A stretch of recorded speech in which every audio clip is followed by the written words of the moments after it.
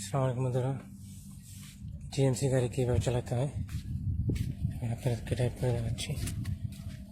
যারা নতুন ড্রাইভার হয়েছেন, ছোটো ছোটো গাড়ি চালাচ্ছেন, চালিয়েছেন, বড়ো গাড়ি চালাননি, ভয় পান, তাদের জন্য গাড়িতে ওঠার পরে অ্যাডজাস্টমেন্ট করার পর বাস এটা রিমোট রয়েছে, রেখে দিলে ব্রেকের চাপ দিয়ে বা সেলফে ব্রেক স্টার্ট হয়ে যাবে। স্টার্ট হয়ে গেছে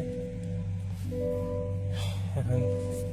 তারপরে গিয়ার লিভারটা এখানে আছে আর হ্যান্ড ব্রেকটা এখানে আছে, পার্কিং ব্রেক। এটা উপরের দিকে টানলে গিয়ার উপরে গেছে, ব্রেকের চাপ দিয়ে একটু ডান দিকে নিচ্ছি,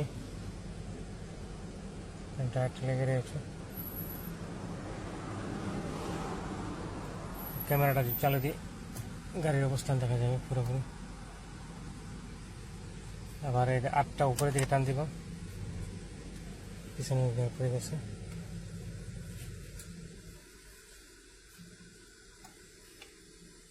ব্যাস রেখে দিলাম। এন্টার পিটার নিচে চাপ দিয়ে দিলেই হয়, আর ডিটার আপটা উপর দিকে টানতে হয়। এখন চাপ দিয়ে দিলাম, পার্কিং হয়ে গেল। এই হলো। আর অ্যাডজাস্টমেন্টের কথা বলছিলাম, গাড়িতে ওঠার পরে সিটটা কীভাবে সামনে পিছনে নেবেন। কম দামি গাড়ির মধ্যে রডে টান দিতে হয়, আর এখানে বাটন সুইচ রয়েছে। এই দেখুন, গাড়িটা অফ করে দিই, অফ করে দিলাম। এই দেখেন এখানে যে বাটন রয়েছে, এটা চাপ দেওয়া। আমি আগে চালানোর পূর্বে মনে করতাম যে সুইচ দিলে মনে হয় খালি সামনে যেতেই থাকে, মূলত তা না। মানে চাপ ধরে রাখতে হয়, যতক্ষণ ধরে রাখবেন ততক্ষণ পিছনের সামনে যাবে। সামনের দিকে ধাক্কা ধরে রাখলে সামনের দিকে যাবে, পিছনের দিকে ধাক্কা ধরে রাখলে পিছনের দিকে যাবে। আর এই বাটনটা রয়েছে, এটা হচ্ছে আমাদের পিছনে হেলান দিয়ে আমরা এটা নিচের দিকে চাপ দিলে নিচে যাবে, উপর দিকে চাপ দিলে উপরে আসবে। আর এখানে একটা ছিল মেসেজ, এরা সিটের সামনে পিছনের সিস্টেম। জিএমসি গাড়ি, খুবই চমৎকার ফাংশন।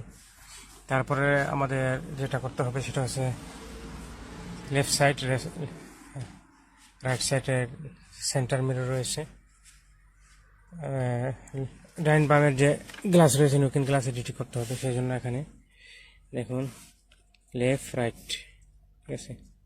এখানে যদি বামেরটা করতে চাই, এখানে চাপ দিয়ে ধরে লাইটটা আসবে, আসার পরে এখানে মুভমেন্ট করতে পারবো।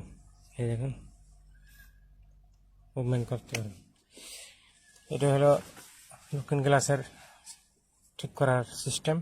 তারপর আমাদের স্টিয়ারিং হুইলটা এটাকে উপরে নিচে করা লাগতে পারে, সেই জন্য এখানে একটি বাটন আছে।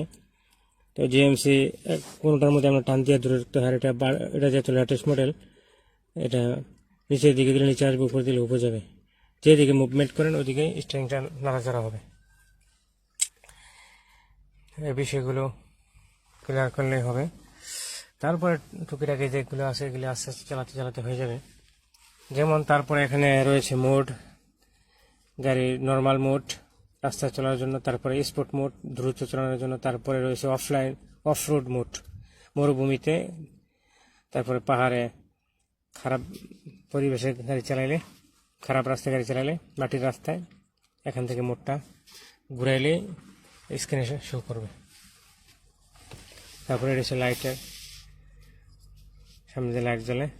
আর এখানে এটা হচ্ছে সেন্সরের, গাড়ি কোনোখানে যদি বাজার সম্ভাবনা থাকে এখন ভাইব্রেশন হবে, এসে অটোমোড দেওয়া। আর এটা হচ্ছে মহাসড়কে যখন চলবো এটা চালু রাখলে গাড়ি ডানে বামে যাবে না, আপনাকে সিগন্যাল দিবে, একদম স্মুথলি চলতে থাকবে, ঠিক আছে। আর এই বাটন তো জানি, এটা আর কি বলবো।